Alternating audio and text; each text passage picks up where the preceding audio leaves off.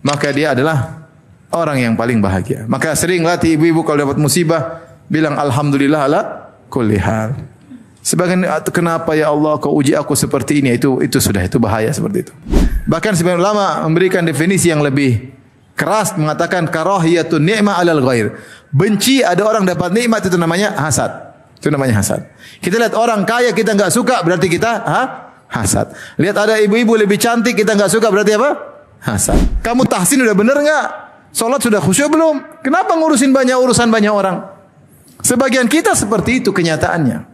Tapi dalam dunia maya, klik ini pengin tahu, klik itu pengin tahu, klik ini pengin tahu, akhirnya Jibril Radio 24 jam nonstop dengerin kajian tanpa ribet. Kita tahu bahwasanya di antara amalan teragung adalah membersihkan hati dari segala macam penyakitnya. Oleh karenanya Nabi Ibrahim berdoa kepada Allah yang diabadikan dalam Al-Quran. Kata Nabi Ibrahim alaihissalam, "Wala tukhzini yauma yub'atsun yauma la yanfa'u malun wala banun illa man atallaha biqalbin salim." Ya Allah, jangan kau hinakan aku pada hari kiamat kelak di mana manusia dibangkitkan, yaitu hari di mana tidak bermanfaat lagi namanya harta dan juga anak-anak tidak bisa menolong kecuali orang yang bertemu dengan Allah biqalbin salim, dengan hati yang bersih, yaitu bersih dari segala penyakitnya. Allah juga memuji Nabi Ibrahim dalam ayat yang lain, idza rabbahu biqalbin salim, ketika dia bertemu dengan Allah dengan hati yang bersih. Demikian juga dalam hadis ketika Rasulullah SAW ditanya ayyun nasi afdal, manusia mana yang paling afdal, maka Rasulullah SAW berkata kullu mahmumil qalbi saduqil lisan, setiap orang yang hatinya dimakhmum, yaitu disapu, yaitu hati yang disapu, dan yang lisannya sangat jujur. Sahabat berkata, ya Rasulullah, saduqul lisan arafnahu. Ya Rasulullah, lisan yang sangat jujur kami memahami, yaitu saduq maksudnya dia berusaha jujur, dia tidak berusaha tidak berbohong meskipun sepatah kata pun. Dia berusaha jujur dalam segala hal. Saduqul lisan kami paham, tapi wama makhmumul qalb, apa yang dimaksud dengan hati yang disapu, maka Rasulullah SAW mengatakan yaitu kullu taqin naqi, yaitu kullu qalbin taqin naqi, yaitu hati yang bersih, yang bertakwa, la ithma fihi wala ghilla wala hasad, hati yang tidak ada dosa padanya, tidak ada hasad, tidak ada dengki. Rasulullah menggunakan istilah makhmumul qalb, yaitu hati yang disapu, isyarat bahwasanya hati itu sering didatangi kotoran.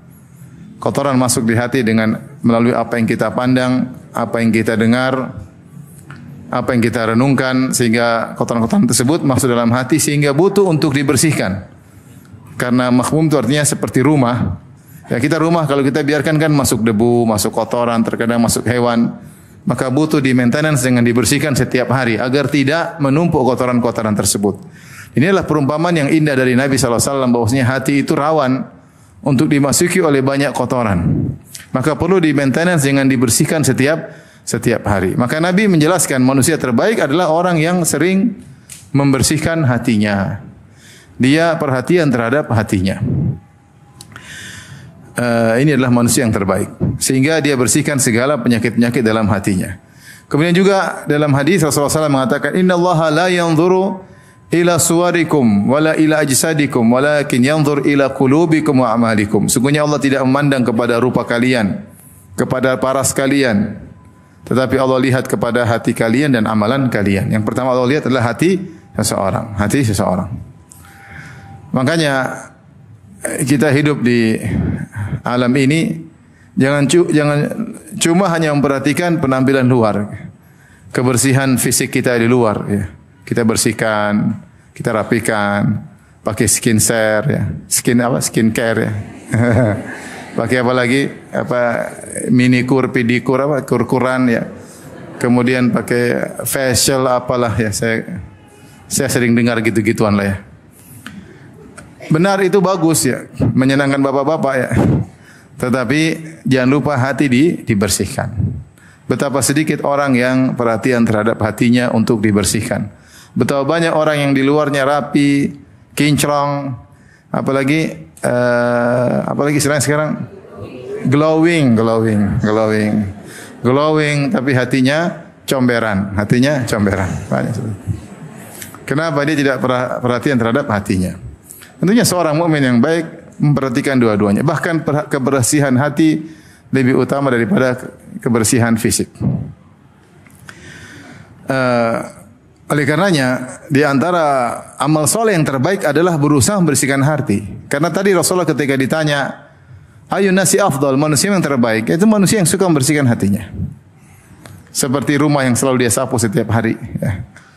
Maka Ibnu Rajab Al-Hambali pernah berkata, afdalul a'mal salamatu sadr min anwa'il syahna'i kullihi. Ya.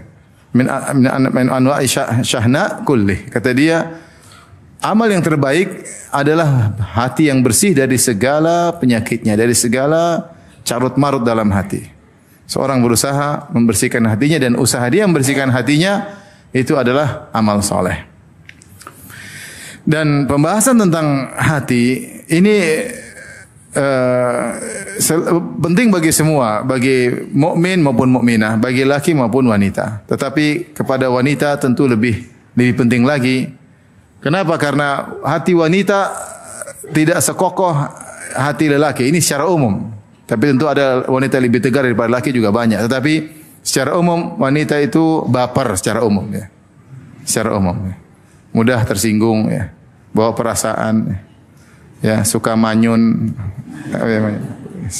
Kenapa? Karena hatinya lemah. Dan ini datang dalam banyak dalil. Saya sebutkan akan hal ini di antaranya. Seperti Rasulullah SAW mengatakan tentang wanita irfiq atau rifqan bil qawarir. Ya, ketika ada dalam safar ada seorang yang melakukan hada, yaitu membaca syair untuk membuat onta berjalan dengan cepat. Syairnya terlalu indah sehingga ontanya bergerak dengan cepat, maka Rasulullah SAW mengatakan rifqan bil qawarir.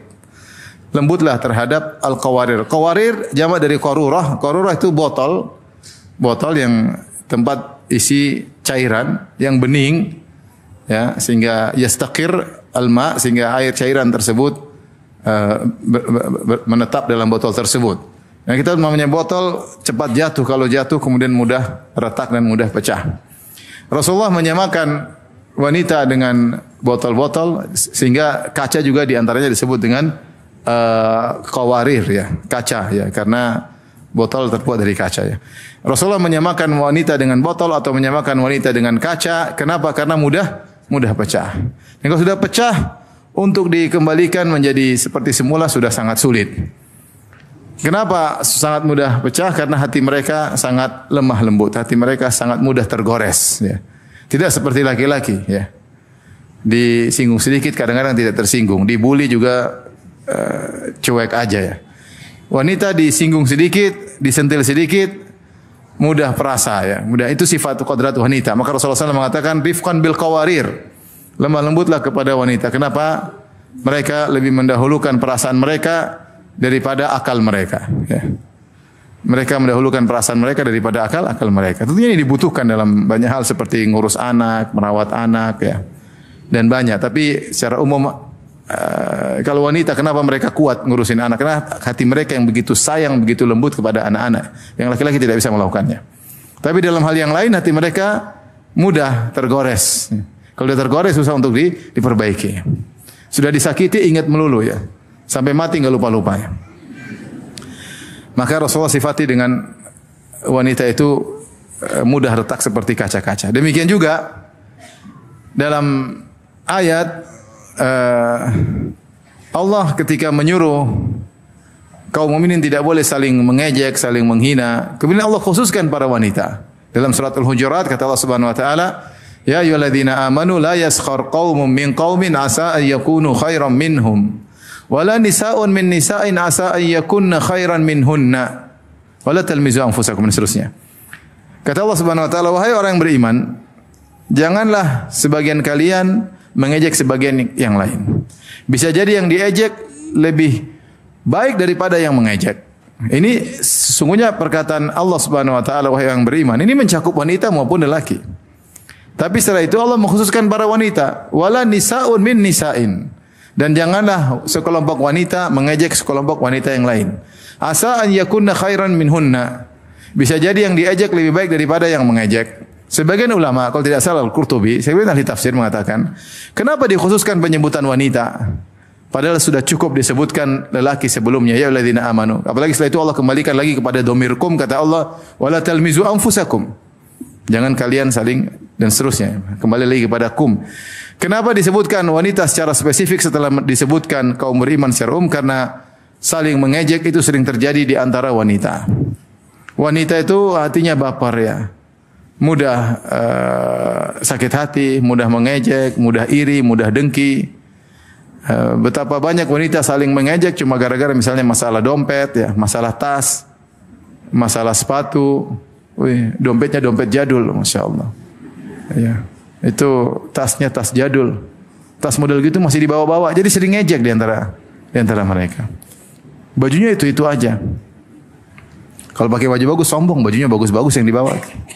Baju jelek kasihan, bajunya jelek. Bajunya bagus dibilang apa? Sombong. Bagusnya jelek, bajunya jelek dibilang apa? Kasihan. Jadi banyak di antara wanita bahan untuk saling mengejek di antara mereka sangat banyak. Bisa saling mengejek gara-gara anaknya, bisa saling mengejek gara-gara tasnya, bisa mengejek gara-gara suaminya. Cantik-cantik suaminya jelek. Terus kamu jelek-jelek suaminya ganteng gitu. Jadi bahan saling mengejek di antara mereka sangat banyak. Itu terjadi di kalangan para wanita. Bukannya laki-laki tidak ada juga. Ini kenapa dikhusus karena lebih banyak terjadi para wanita. Kenapa? Karena hati mereka mudah baper. Perasaan mereka begitu sensitif. Itu para wanita. Demikian juga makanya wanita ya disebutkan dalam hadis Nabi SAW dilarang untuk banyak berziarah kubur. Kata Rasulullah SAW, la'anallahu zawaratil kubur. Allah melaknat wanita yang sering ziarah kubur. Kenapa wanita dilarang sering ziarah kubur? Ini khilaf dengan para ulama. Apakah wanita secara mutlak tidak boleh ziarah kubur? Ataukah yang dilarang cuma terlalu sering ziarah kubur? Saya lebih condong pada pendapat kalau terlalu sering dilarang. Kenapa terlalu sering dilarang? Karena wanita kalau ziarah kubur dia tidak bisa mengontrol hatinya, apalagi ziarah kuburan anaknya misalnya, kuburan orang tuanya. Maka dia kalau sering nangis. Kalau sering nangis, akhirnya banyak kemaslahatan yang tidak bisa dijalankan. Kalau terlalu sedih sering dia tidak, ibadahnya kurang, ngurus suami juga kurang. Dan akhirnya banyak mudarat, efek domino yang timbul gara kesedihan yang terlalu sering. Makanya wanita dilarang untuk sering ziarah kubur. Bila laki-laki disuruh sering ziarah kubur. Karena mungkin lihat dunia perlu ke ziarah kubur untuk ingat akhirat. Wanita padahal ada manfaat yang sama-sama ingat akhirat, tapi wanita dilarang terlalu sering karena hati mereka yang tidak kuat. Demikian dalam hadis kita tahu bahwasanya niyahah meratap termasuk dosa besar, meratapi orang sudah meninggal. Ada saudara meninggal, ada kakak meninggal, adik meninggal, kemudian meratap dengan mengangkat suara, ya, kenapa kau pergi meninggalkan kami? Ya Allah, kenapa kau ambil dia? Ya Allah, dia ini terlalu baik. Ya Allah, ini banyak ratapan-ratapan begini menunjukkan tidak ridha dengan takdir Allah Subhanahu wa taala. Ini berlaku pada laki-laki maupun perempuan. Tetapi datang dalam hadis dengan lafal wanita secara khusus. Wan naihatu illam tatub qabla mautiha tuqamu yaumal qiyamah, ya. Alaiha sirbalun min qatiran wa dir'un min jarab. Atau kama qala Nabi sallallahu alaihi wasallam. Wanita peratap kalau tidak bertobat sebelum dia meninggal dunia, maka dia akan dibagikan dalam pada hari kiamat kelak dengan memakai baju yang terbuat dari cairan yang panas dan mantel yang membuat gatal-gatal tubuhnya. Disebut naihah, wanita yang meratapi. Kenapa? Karena yang banyak yang meratapi adalah wanita. Kalau ada kematian yang meratapi lama itu para wanita. Kenapa mereka mudah meratapi? Karena hati mereka sensitif. Laki-laki lebih tegar ketika menghadapi ujian. Ini saya katakan secara umum. Tidak semua laki-laki lebih tegar dari wanita. Ada wanita lebih tegar daripada laki, ada. Tetapi secara umum namanya niyahah sering terjadi pada para wanita. Kenapa? Lemahnya hati mereka. Dan bahkan disebutkan oleh Nabi sallallahu alaihi wasallam di akhir zaman ketika muncul Dajjal, Rasulullah SAW mengatakan yanzilu Dajjal fi hadhihi sabghah, ya. Dajjal akan turun daerah ini. Kemudian kata Rasulullah SAW, fayakunu aktsara man yakhruj ilaihi an-nisa. Dan ketika Dajjal turun itu sekitar Madinah. Dajjal masuk Madinah enggak bisa. Maka dia singgah di daerah namanya Al-Jurf kalau tidak salah. Itu sekitar kota Madinah. Maka kemudian orang-orang banyak penasaran ingin ikut Dajjal dan paling banyak yang keluar ikut Dajjal para wanita. Para wanita. Artinya mungkin di zaman itu entah mereka dengar isu-isu tentang Dajjal yang sakti, jadi kepo, pingin tahu, pingin terpengaruh dengan syubhatnya Dajjal, sehingga yang paling banyak keluar mengikuti Dajjal para wanita. Hatta inna rajula la yarji'u ila hamimihi wa ila ummihi wa ukhtihi wa ammatihi. Sampai akhirnya ketika wanita banyak yang keluar menuju Dajjal dari kota Madinah keluar menuju Dajjal, maka seorang laki-laki pulang ke rumahnya maka dia ikat istrinya. Dia ikat ibunya, dia ikat adik perempuannya, dia ikat tantenya supaya tidak keluar menuju Dajjal. Kenapa banyak wanita ikut Dajjal? Karena hati mereka yang mudah terprovokasi. Terprovokasi banyak. Makanya wanita mudah terprovokasi dengan apa yang dia lihat, apa yang dia dengar dan apa yang ada di sekitarnya. Para ibu dirahmati Allah Subhanahu wa taala. Ini semua saya bawakan sebagai dalil bahwasanya wanita itu hatinya mudah sensitif, ya, baper. Bahkan ketika Allah menyebutkan tentang para penyihir, Allah sebutkan para penyihir wanita. Ketika Allah mengatakan min syarrin naffatsati fil uqad.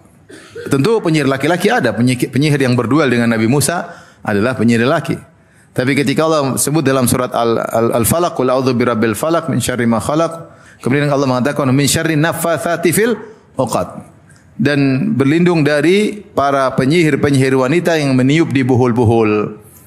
Ar-Razi dalam tafsirnya Mafatihul Ghaib menyebutkan kenapa disebutkan naffatsah, yaitu para penyihir yang meniup buhul-buhul penuh wanita, karena sihir kalau dilakukan oleh dukun wanita lebih dahsyat. Kenapa lebih dahsyat? Karena hatinya luar biasa, kalau dendam-dendamnya luar biasa. Kalau jahat-jahatnya luar biasa, kalau keji-kejinya luar biasa. Sehingga ketika hati yang benar-benar dendam tersebut, yang jahat tersebut, kerjasama dengan syaitan, maka melahirkan sihir yang sangat dahsyat. Ya, ini secara makanya mungkin lebih berbahaya penyihir wanita daripada penyihir lelaki. Lebih bahaya nenek sihir daripada kakek sihir.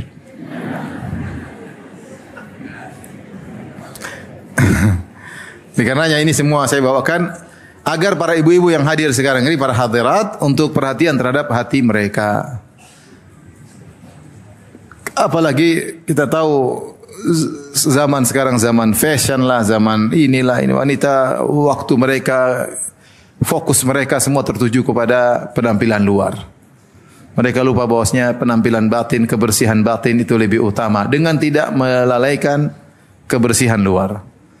Sungguh indah jika seorang wanita mengumpulkan keduanya, hatinya dia bersihkan sebagaimana dia cantikan hatinya dan dia juga cantikan fisiknya. Taib, kita bicara tentang penyakit-penyakit hati. Penyakit-penyakit hati ada dua model. Penyakit-penyakit yang terkait antara seorang dengan Allah Subhanahu wa taala. Yang kedua, penyakit hati terkait seorang wanita atau seorang manusia dengan manusia yang lainnya. Dua-duanya adalah model-model penyakit yang harus dijauhi. Kalau sudah menimpa harus segera diperbaiki. Ya. Adapun model pertama, penyakit-penyakit hati terkait dengan Rabbul Alamin, tentang Allah Subhanahu wa taala. Seorang harus berjuang untuk memperbaikinya. Seperti apa? Seperti misalnya tidak ridha dengan takdir Allah Subhanahu wa taala.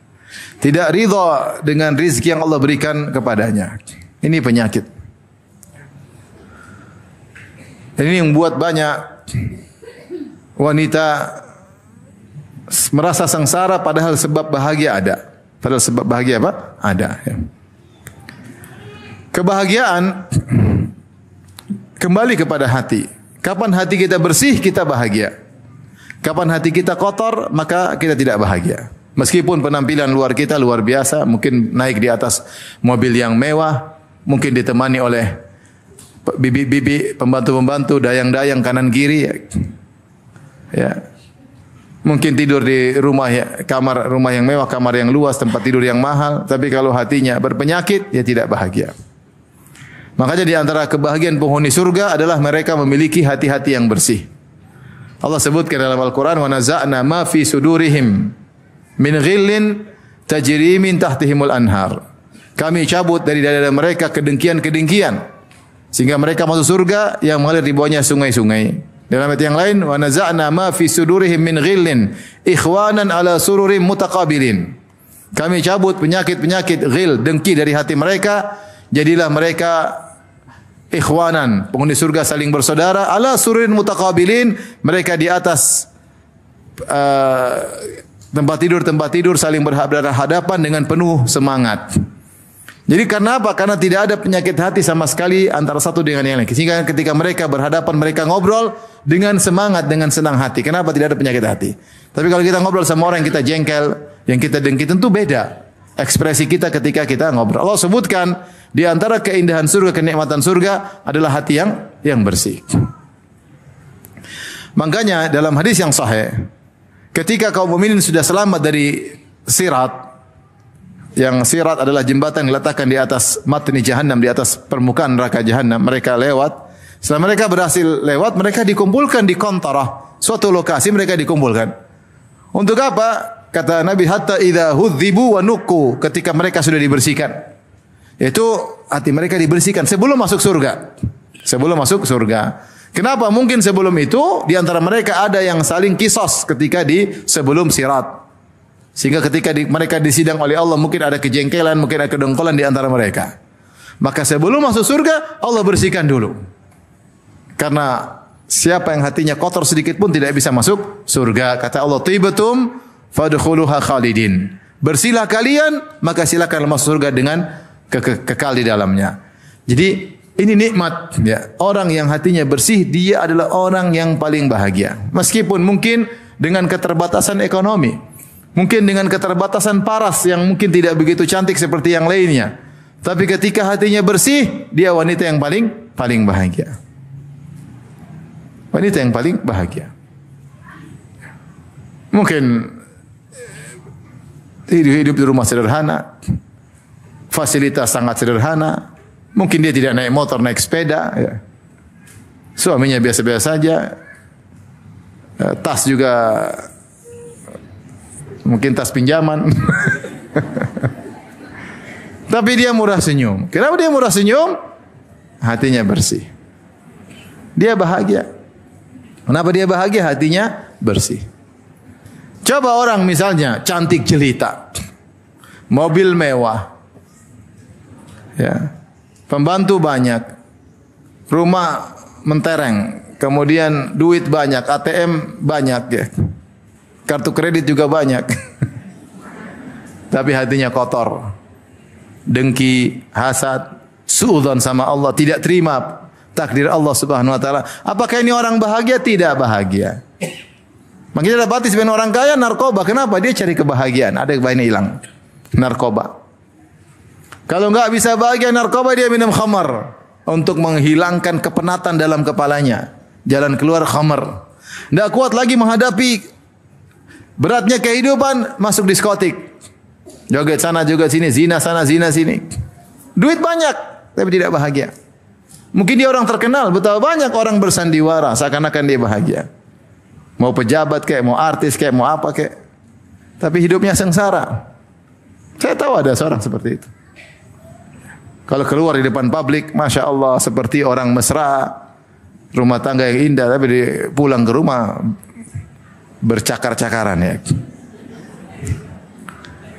Jadi kebahagiaan itu ketika hati apa? Bersih. Kita ini kan cari bahagia di dunia sebelum akhirat. Jadi kita sering berdoa, Rabbana atina fid dunya hasanah wa fil akhirati hasanah wa qina adzabannar. Ya Allah, berikan kami kebaikan di dunia, kebaikan di akhirat. Di antara kebaikan di dunia ada yang tafsirkan qanaah, nerima. Maka ini nasihat buat saya pribadi dan juga para hadirin hadirat untuk membersihkan hati, dan itu adalah amal soleh yang terbaik. Maka di antara penyakit yang berbahaya yang buat seorang sengsara, tidak menerima takdir Allah Subhanahu wa taala. Tidak menerima takdir Allah Subhanahu wa taala. Ya. Dia perlu belajar tentang iman kepada takdir. Dia perlu belajar tentang hikmah-hikmah di balik musibah. Dan saya punya ceramah banyak seputar ini ya. Tentang takdir, tentang sabar, tentang hikmah di balik kesabaran, hikmah di balik musibah. Dia dengar ulang, dia pelajari sehingga tertanam dalam hatinya bahwasanya apa yang Allah pilihkan itu yang terbaik jika dia bersabar. Jika dia bersabar. Ya. Kalau dia tidak terima dengan takdir Allah, maka dia sengsara. Lihat di cermin, hidungnya pesek. Lihat temannya mancung, dia sedih. Kenapa ya Allah kau berikan hidung saya pesek? Padahal ada hikmahnya. Seandainya dibuat mancung, dia mungkin tukang zina. Tapi ketika dia pesek, enggak ada yang naksir sama dia. Terhindar daripada berzinahan. Benar atau tidak? Benar. Orang sekarang baru cantik-cantik sedikit sudah keluar, buka aurat, kemudian zina dan ketika mungkin wajahnya pas-pasan, enggak ada yang naksir. Nanti ada yang naksir yang terbaik ya. Maksudnya seorang ridha dengan pemberian Allah, tidak maka dia akan sengsara. Ketika terkena musibah, dia mengatakan alhamdulillah ala kulli hal. Segala puji bagi Allah atas segala musibah yang menimpa. Dia tahu apa yang dia rasakan sekarang yang terbaik. Ya, saya tidak mungkin bahas secara panjang lebar karena saya sudah kaji dalam banyak kajian ya. Maka ketika seorang ridha dengan apa yang Allah takdirkan, maka dia akan bahagia. Makanya Rasulullah SAW pernah bersabda, "Laisal ghina an kathratil arad, walakinnal ghina ghina nafs." Bukanlah kekayaan yang sungguhnya adalah kaya dengan banyaknya aset, tetapi kaya sungguhnya adalah kaya hati. Rasulullah SAW bersabda, "Irda bima qasahumahumullahu lak, takun agnan nas." Ridhalah dengan apa yang Allah berikan kepadamu, maka kau akan menjadi orang yang paling kaya hatinya, yang paling bahagia. Paling bahagia. Ya, yang paling bahagia. Imam Syafi'i berkata, "Idza ma kunta dza qalbin qanu'in fa anta wa malikud dunya sawa'u." Kalau kau memiliki hati yang qanaah, terima dengan apa yang Allah takdirkan kepadamu, maka sungguhnya kau dengan raja sama saja. Raja itu ingin punya kawasan yang luas, ingin punya harta yang baik supaya dia bisa bahagia dan susah dia untuk qanaah kecuali dia telah memiliki ini dan itu. Ada seorang mungkin tidak punya apa-apa tapi ternyata dia sudah sampai derajat qanaah, maka dia bahagia lebih dahulu bahkan bisa jadi daripada sang raja. Jadi kapan seorang memiliki hati yang menerima keputusan Allah, maka dia adalah orang yang paling bahagia. Maka sering latih ibu-ibu kalau dapat musibah bilang alhamdulillah ala kulli hal. Sebagian kenapa ya Allah kau uji aku seperti ini, itu sudah itu bahaya seperti itu. Kenapa kau uji aku seperti ini Allah? Kenapa? Sehingga dia menjadi wanita yang sengsara. Latih diri kita untuk menerima apa yang Allah berikan kepada kita. Benar ibu-ibu, kita dengan apa yang Allah berikan kepada kita, kita mungkin terhindar dari banyak kemungkaran. Ya, banyak kemungkaran. Ya, saya renungkan aja. Ketika dulu masih sekolah SMA misalnya atau SMP, kita punya teman-teman yang ganteng-ganteng ya. Ya, maksudnya gantengnya tidak wajar ya. Kita punya teman perempuan juga cantiknya tidak normal, lebih dari normal ya. Ya mereka itu yang biasanya kemudian pacaran, akhirnya ke diskotik, kemudian minum bir. Yang jelek-jelek enggak minum bir, minumnya air putih. Enggak ada yang tertarik ngajak dia, akhirnya ikhtilat, campur, pacaran, zina dan subhanallah. Itu yang terjadi. Tapi kita dulu sekolah, saya dulu masih ingat, saya ada kawan dulu zaman itu punya motor Tiger ya. Tiger tahun berapa itu? Tahun 2000 ya, 2000-an. Itu udah dikerubungi cewek banyak sekali. Saya sepeda aja enggak ada waktu itu. Enggak ada yang kerubungi. Kerubungi laki-laki seperti saya. Tapi dia, wah, jalan kemana semua cewek lihat. Coba seandainya kita punya motor Tiger juga ketika itu. Ya ada juga lah pasti cewek-cewek yang apa? Ngerubungi ya. Yang suka Tiger ya. Tapi subhanallah kita renungkan, itu. Ada kawan masuk dalam komunitas mobil-mobil mewah. Masuk. Apa di zaman sekarang? Apa yang dibicarakan? Wanita, narkoba di dalam komunitas tersebut. Kenapa? Mereka punya harta yang banyak. Kita ridho dengan apa yang Allah berikan kepada kita, insyaallah yang terbaik. Kalau kita diberikan harta seperti kita enggak tahu, mungkin terfitnah luar biasa. Ibu-ibu coba lihat, kalau ibu terkenal seperti para artis, susah hidupnya. Jadi sorotan, jadi bahan omongan, harus selalu penampilan drama terus di hadapan manusia. Tiap hari harus menjaga minikur, pedikur, skincare dan seterusnya. Repot. Harus selalu bersandiwara di depan manusia. Dicari-cari kesalahannya orang, ada kesalahan diledakan kesalahannya, jadi viral. Dan hidup apa seperti itu? Hidup apa seperti itu? Anak-anak terlalaikan, suami amburadul, cerai sana, cerai sini, kawin sana, kawin sini. Nanti kena kasus narkoba, nanti ini, nanti. Tanyakan kepada artis saya sudah hijrah, bagaimana, kenapa mereka hijrah? Karena mereka menemukan kebahagiaan dalam hijrah mereka.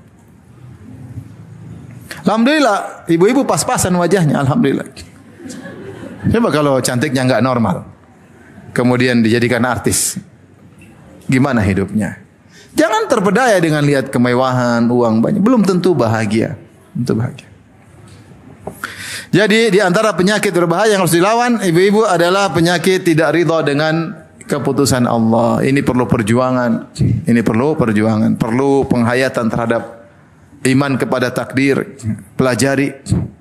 Ya, bahwasanya apa yang Allah takdirkan kepada aku itu yang terbaik jika aku sabar menerimanya. Tapi di antara penyakit juga yang berbahaya, yang membuat kita tidak bahagia, membuat kita sengsara adalah suudzon kepada Allah Subhanahu wa taala. Suudzon. Berburuk sangka kepada Allah Subhanahu wa taala, ya. Seorang melatih diri untuk senantiasa husnudzon, berbaik sangka kepada Allah apapun yang terjadi. Apapun yang terjadi. Ada seorang wanita diuji dengan luar biasa, diuji terkait suaminya, diuji terkait anaknya, diuji dengan fisiknya, teruji dengan penyakit. Kemudian ketemu dengan ustazahnya, ketemu dengan gurunya, ustazahnya nasihati dia. Apapun yang terjadi, jangan suudzon kepada Allah. Jangan suudzon kepada Allah. Allah sudah kasih kaidah dalam hadis qudsi, ana inda dhanni abdi bi, aku tergantung persangkaan hambaku kepadaku. Falyadhunna bi abdi ma syaa, maka hendaknya hambaku berprasangka kepadaku yang dia inginkan. Silakan dia berprasangka. In dhanna khairan falahu, kalau dia berprasangka kebaikan, bagi dia kebaikan. Wa in dhanna syarran falahu, kalau dia berprasangka buruk, bagi dia keburukan. Subhanallah, hati ini diuji ketika Allah memberikan goncangan dalam kehidupan. Kadang muncul syaitan buat kita suudzon. Ya Allah, kenapa kau ginikan aku, ya Allah? Ya Allah, kamu apakan diriku lagi? Jangan pernah apa? Suudzon. Ya. Yadhunna billahi dhanna saw. Allah cela kaum musyrikin dan orang munafikin yang kata Allah mereka berprasangka kepada Allah dengan prasangka buruk. Tapi benar, kita terkadang diuji ujian yang berat buat kita mulai berprasangka macam-macam. Ketika mulai berprasangka macam-macam, segera luruskan prasangka kita. Sungguhnya Allah bersama prasangka kita. Ketika Allah sebutkan tentang kaum mukminin yang diuji, idz ja'akum min fawqikum wa min asfala minkum wa idz zaghatil absar wa balagatil qulubul hanajir wa tadhunnuna billahi adh-dhununa hunalika butuliyal mu'minuna wa zulzilu zilzalan syadida. Tentang perang Al-Ahzab. Kata Allah, ketika musuh datang dari atas kalian, itu 10.000. Kaum muslimin jumlah sekitar 2.000. Datang musuh mengepung dari atas, jumlah 10.000. Wa min asfali minkum, dari bawah orang Yahudi sekitar 700 pasukan. Dan kondisi ketika itu musim dingin, musim lapar. Wa izagatil absar, ketika kaum muslimin begitu ketakutan sehingga pandangan mereka tidak bisa stabil karena ketakutan yang masuk dalam diri mereka. Wa balagatil qulubul hanajir, ketika hati mereka sudah naik, jantung mereka naik ke kerongkongan saking ketakutan, deg-degan yang luar biasa. Karena mereka cuma 2.000 dikepung dengan 10.000. Dari dalam kota Madinah juga ada pengkhianatan dari orang Yahudi Bani Quraidah. Ya. Waktu Allah wa tadhunnuna billahi dhununa, maka kalian berprasangka kepada Allah dengan berbagai macam prasangka. Itu bisa menimpa siapa saja. Kita ditimpa, kita mulai prasangka-prasangka. Nah, ketika muncul prasangka-prasangka yang tidak benar, buruk, segera kita lawan. Kenapa kau berprasangka sama Allah? Bukankah selama ini kau diberikan kebaikan? Bukankah selama ini doamu dikabulkan? Bukankah selama ini kau disayang? Bukankah selama ini kau diberi petunjuk oleh Allah Subhanahu wa taala? Bukankah selama ini kau menghadapi musibah terus kau bisa melewatinya? Berprasangka baik. Bukankah sebelum ini kau selalu berdoa, hasilnya begini, berprasangka baik? Seorang terkadang diuji dengan sebuah ujian, sebagaimana kata Allah, wa tadhunnuna billahi dzununa. Kalian pun berprasangka dengan berbagai macam prasangka, hati-hati di situ. Rugi kalau kita prasangka buruk kepada Allah. Rugi apapun yang terjadi. Mau sakit separah apa, prasangka baik. Musibah sebesar apa, seberat apa, prasangka baik. Tinggal main hati aja, prasangka baik. Ingat firman Allah, wa huwa arhamur rahimin. Dialah Allah yang paling maha penyayang, yang paling maha penyayang. Saya sering sampaikan akan hal ini. Ketika Nabi Ayub berdoa, dia berkata, anni masaniyad-dhurr wa anta arhamur rahimin. Ya Allah, sungguhnya aku ditimpa dengan penderitaan, ya sakit yang parah Nabi Ayub. Wa anta arhamur rahimin, dan engkau adalah zat yang paling sayang di antara yang menyayangi. Kalau ibuku sayang kepada aku, kalau istriku sayang kepada aku, anak-anak sayang kepada aku, saudaraku sayang kepada aku, Allah lebih sayang daripada mereka semuanya. Kenapa? Aku ciptaan Allah. Allah yang berikan aku rizki, Allah yang berikan aku hidayah, Allah yang berikan aku, menyiapkan prasarana untukku. Husnudzan kepada Allah Subhanahu wa taala. Qul huwar rahmanu amanna bihi wa alaihi tawakkalna. Katakanlah, dialah Ar-Rahman yang maha penyayang. Amanna bihi, kami beriman kepada Allah yang Ar-Rahman maha penyayang. Wa alaihi tawakkalna, dan kami bertawakal kepada Allah. Subhanallah. Tawakal. Tawakal.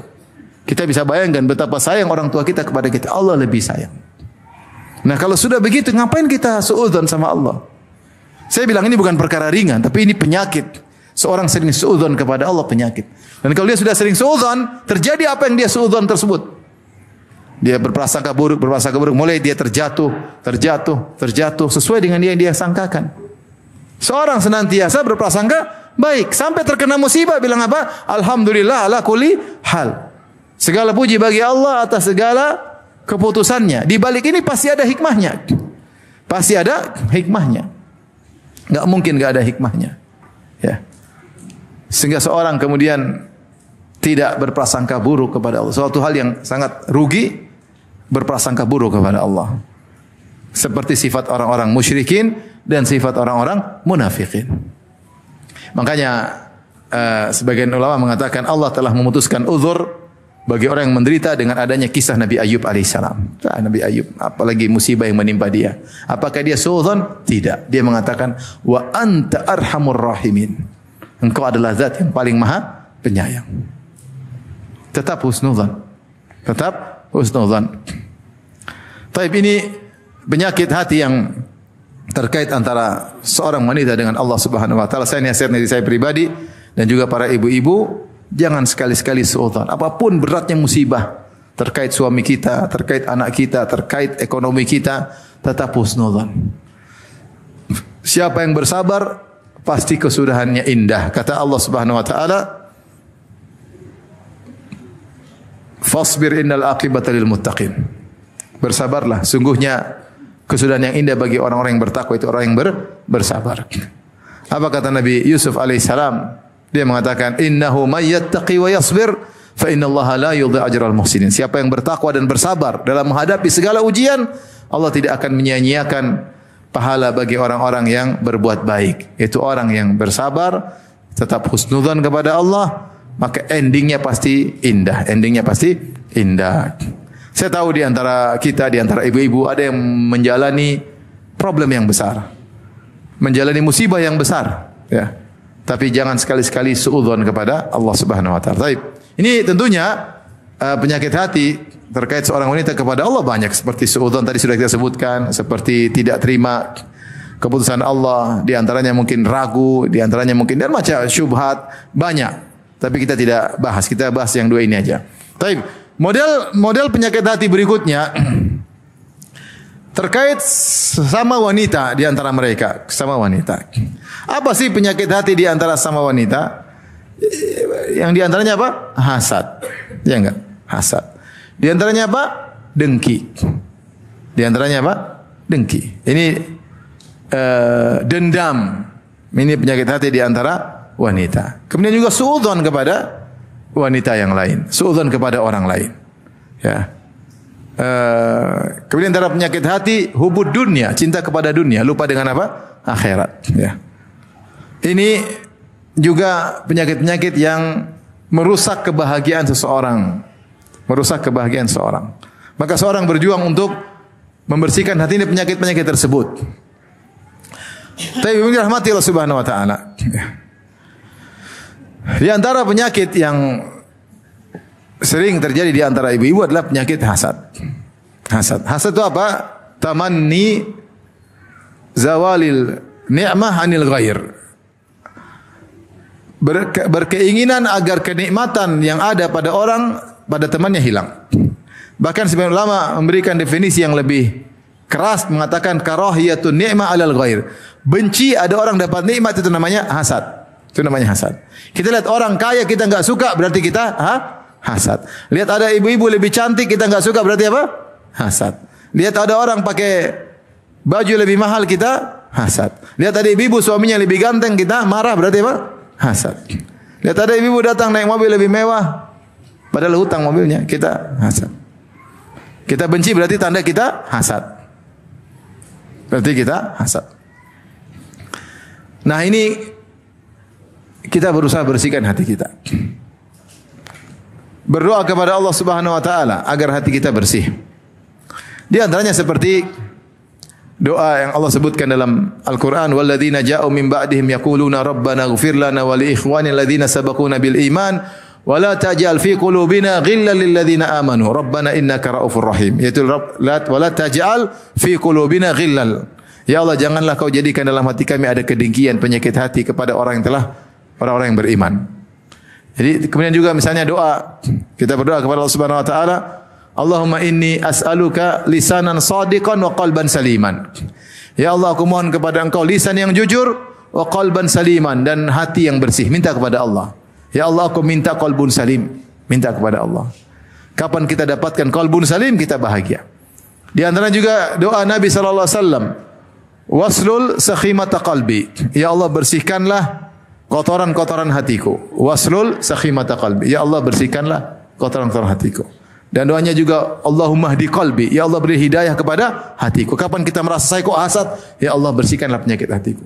Ya Allah, berilah petunjuk kepada hatiku. Berilah hidayah kepada hatiku. Kenapa saya harus hasad sama dia? Kenapa saya harus hasad sama dia? Dan di antara penyebab orang mudah hasad karena matanya terlalu sering melihat ke atas, melihat kelebihan-kelebihan orang lain, tidak melihat kepada yang ke bawah. Ini di antara yang buat orang mudah untuk hasad. Bahkan Nabi dinasihati oleh Allah Subhanahu wa taala, "Wala tamuddanna 'ainaika ila ma matta'na bi azwajam minhum zahratal hayatid dunya linaftinahum fih, wa rizqu rabbika khairu wa abqa." Kata Allah Subhanahu wa taala, jangan kau panjangkan matamu wahai Rasulullah kepada kenikmatan-kenikmatan yang kami berikan kepada mereka, orang-orang kafir. Linaftinahum fi, kami sedang menguji mereka, fitnah mereka dengan harta-harta tersebut. Wa rizqu rabbika khairu wa abqa. Tapi rizki Allah lebih baik dan lebih kekal. Kita kalau lihat yang punya lebih, segera perbaiki mindset kita. Orang yang punya harta lebih banyak hisapnya, iya enggak? Lebih banyak hisapnya. Dia punya mobil lebih mewah, hisapnya lebih banyak. Apakah Anda ingin dihisap lebih banyak? Tentunya tidak ingin. Dia jabatannya lebih tinggi, hisapnya lebih panjang. Kita enggak punya jabatan, urus anak-anak aja dihisap, apalagi yang punya apa? Jabatan. Dia semakin terkenal, hisapnya semakin besar. Enggak usah di antara wanita misalnya. Hasad bisa muncul siapa? Bahkan di antara para ulama, bahkan di antara ustadz. Bahkan ada buku judulnya Tahasudul Ulama, yaitu hasad di antara para ulama. Mungkin terjadi, mungkin. Karena kedudukan sebagai ustaz, sebagai ulama, kedudukan bergengsi. Kenapa? Karena orang banyak yang hormat, banyak orang yang sanjung, dan itu terjadi persaingan kalau seorang tidak menjaga hatinya. Misalnya ada ustaz, mungkin dia ceramah, yang hadir mungkin 10 orang. Hadir mungkin 5 orang, 4 orang. Yang satunya hadirnya 10.000 orang. Tapi enggak usah hasad ya. Sesungguhnya orang yang pengajiannya rame, dihadir banyak orang, berat ujiannya. Berat apa? Ujian popularitas, ujian keikhlasan, ujian duniawi, ujian wanita, banyak. Orang udah terkenal menurut ilmu. Sekarang sebagian orang ya, dai terfitnah dengan berbagai macam fitnah. Terfitnah wanita, ada enggak dai terfitnah wanita? Ada. Kenapa ketika dia mulai terkenal, mulai punya ilmu, dikerubungi oleh ibu-ibu, oleh janda-janda, oleh gadis-gadis, terfitnah. Ya. Selama dia laki-laki normal ya. Enggak normal aman. Ada enggak penuntut ilmu terfitnah dengan dunia? Ada. Dia penuntut ilmu, ustaz mau yang lainnya, tapi bicaraannya mobil model baru lah, ini apalah. Jalan-jalan ke sana. Bicaranya bukan bicara syariat, bicaranya apa? Dunia. Terfitnah dengan dunia. Bahkan dakwah dijadikan sarana untuk cari duit misalnya. Mungkin inilah dunia. Ketika dia mulai terkenal. Kalau gitu enggak terkenal, yang hadir cuma 10 orang, 20 orang, siapa yang mau tengok dia? Enggak ada yang tengok dia. Ini ustaz tidak bisa dimanfaatkan untuk bisnis. Enggak ada yang tengok. Maksud saya, kita enggak usah hasad. Orang diberi kenikmatan, dia punya ujian tersendiri. Tugas kita mensyukuri apa yang Allah berikan. Kalau kita ingin berusaha, ya silakan. Tapi tidak perlu hasad sama orang lain. Kita boleh berusaha mendapatkan keberkahan dari Allah tanpa harus membenci keberkahan yang Allah berikan kepada orang lain. Ya. Jadi di antara sarana agar kita tidak hasad, jangan mata ini suka lihat yang jauh-jauh. Wala tamuddanna ainaika ila ma matta'na bihim azwajan minhum zahratal hayatid dunya. Jangan kau panjangkan matamu melihat yang kenikmatan dunia. Nah, ibu-ibu kalau tidak ingin hasad jangan suka lihat medsos. Kalau ibu lihat medsos, lihat status teman. Teman status lagi jalan-jalan ke luar negeri. Aduh. Ibu-ibu jalan cuma di Bekasi. Ini juga luar negeri enggak Bekasi. Planet lain katanya. Terus lihat temannya ke Paris, ke Masya Allah. Terus dia bikin status gandengan sama suaminya. Subhanallah, tiba-tiba ibu benci lihat suami ibu. Kurang ajar.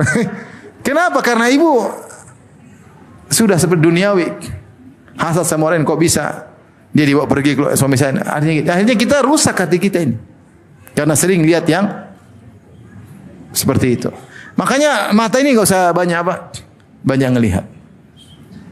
Karena hati ini bisa rusak kalau melihat yang tinggi-tinggi terus. Rasulullah telah mengatakan, "La tanzuru ila man fawqakum, walakin inzuru ila man asfala minkum, fa innahu ajdaru alla tazdaru ni'matallahi 'alaikum." Jangan lihat ke atas, tapi lihat ke bawah.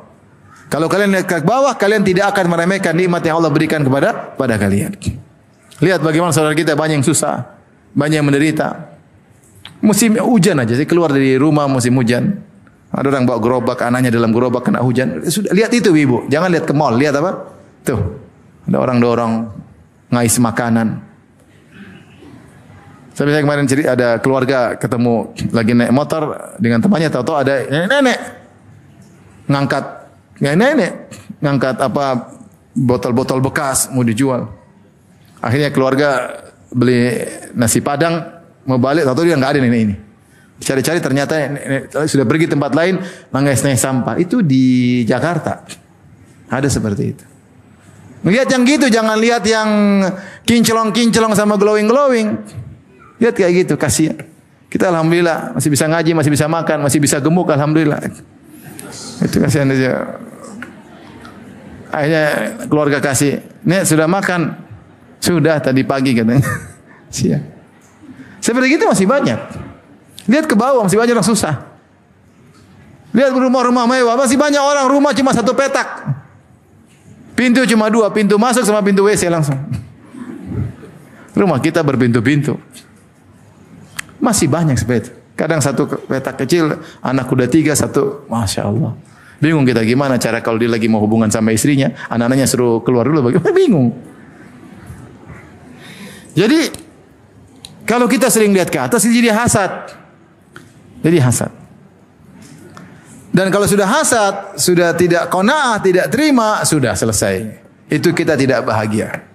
Tidak akan bahagia. Tidak akan bahagia.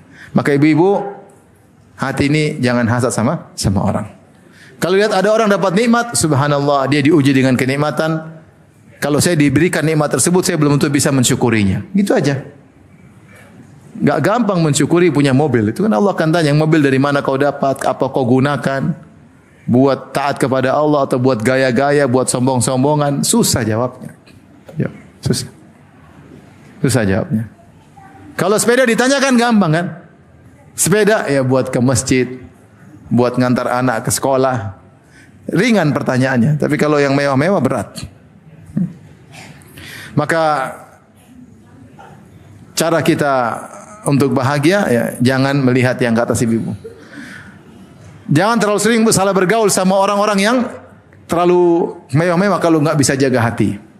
Kenapa ibu-ibu bisa berubah hatinya? Tadinya jadi bersyukur, jadi qanaah, bisa jadi tukang hasad. Lihat yang mewah-mewah akhirnya tidak pernah qanaah lagi kepada Allah Subhanahu wa taala. Tapi yang berikutnya di antara penyakit hati, ya. Dan ini menimpa banyak orang, ya. Yaitu masuknya banyak informasi dalam hati yang tidak difilter. Carut marut informasi tersebut. Sehingga akhirnya mengetahui banyak hal yang buat hati kita ini akhirnya sulit untuk menerima, ya, keimanan, ketakwaan. Kenapa? Sudah tersibukkan dengan perkara-perkara yang carut marut. Ya. Makanya dalam riwayat sebagian sahabat mengatakan inna hadhil qulub awiyah. Sungguhnya hati ini adalah bejana. Fashghiluha bil Quran. Sibukkanlah bejana itu, isilah dengan apa? Al-Quran. Saya sering sampaikan dalam penyampaian saya bahwasanya di antara yang buat hati kita ini rusak terlalu banyak yang kita lihat di medsos tentang berita ini, berita anu, berita ini, berita anu, berita bikin menyedihkan, berita bikin marah, berita bikin jengkel, berita maksiat yang kita lihat. Carut marut wawasan yang banyak masuk dalam hati sehingga membuat hati kita kacau.